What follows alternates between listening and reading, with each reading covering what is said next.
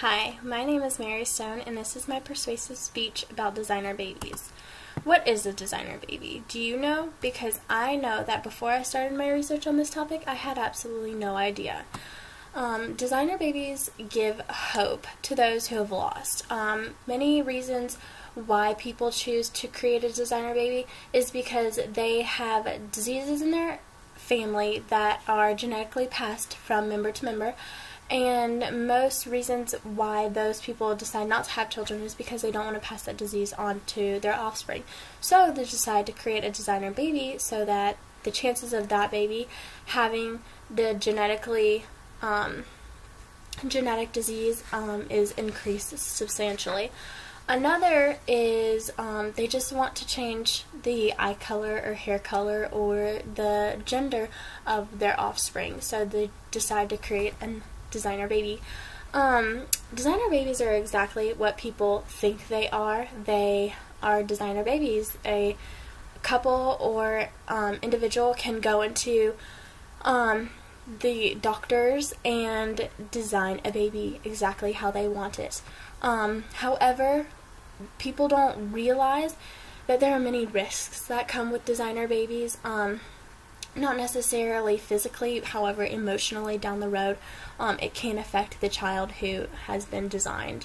Some couples or individuals just need help having a child, and they receive that help by changing the genetics or gender of that child.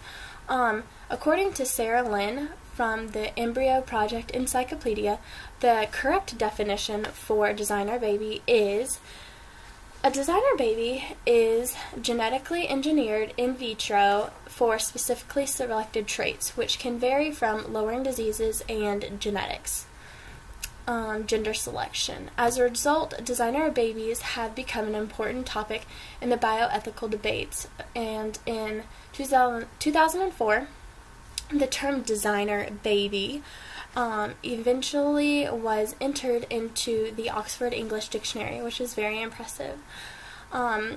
Since all of this has roared into the media, it has drawn people to look at the ethical concerns about whether or not it will become necessary to implant limitations on regarding designer babies in the future, whether or not there should be laws about how far one can go in creating designer baby. Which leads one to think how far someone could go when they want to create a designer baby. Later in that argue, Sarah Lynn, the same author, explains the ethics of creating your own baby. She says, an early and well-known case of gender selection took place in 1996 when Monique and Scott Collins saw doctors at the Genetics and IVH Institute in Fairfax, Virginia, for in vitro fertilization.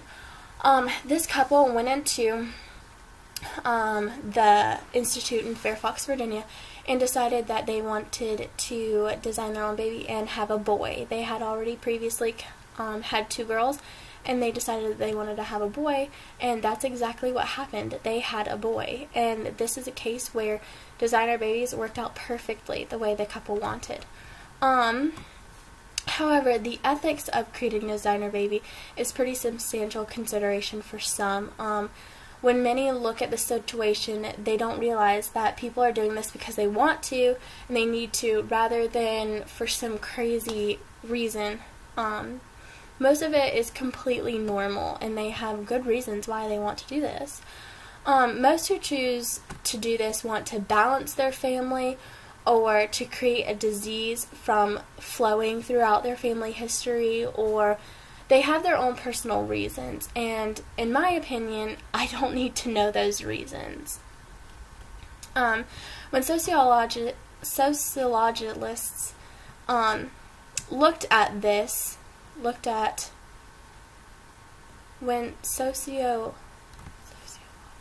studied the progression on this topic, it was clear what could happen in the future. Only the rich would be able to afford creating a designer baby, and that is very true. Creating a designer baby is very expensive. They are honestly exactly what people think.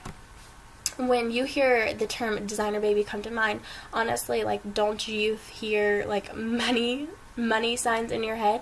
And that's exactly what it is. It's very, very expensive for one to create a designer baby. According to John Twing at the Daily Beast, that statistic or stereotype is not far from the truth. The future is now, he said. If you have enough money for the fortunate, nearly every aspect of conception can now be carefully controlled under cutting-edge reproductive technologies introduced in the past few years. That was his quote. With the technology that has been produced, it's only improving, which means that the more the technology improves, the more people will be likely to use the procedures and create their own designer babies, which means the procedures and the costs of everything will eventually begin to decrease because more people will be choosing this option. Some who choose to create a designer baby do it for all the right reasons. There's rarely a case where it is legally like harmful towards the child or the individual who's choosing to design their own baby. Designer babies give hope to those who have lost it, and I really believe that people should be able to choose whether or not they want to design their own baby. There shouldn't be laws against it. And this is someone's choice. Why take that away? However, people have the right idea in mind. They're very expensive. They come with a hefty cost. However, what people don't think of when they hear the term designer babies is the long-term risks that can come with the option of creating a designer baby, and that really has to be taken into consideration. So designer babies are exactly what people think, and they aren't. They really, before someone chooses to create their own baby, they really need to go and figure out if this is for them and how it's going to affect their child later on. Thank you.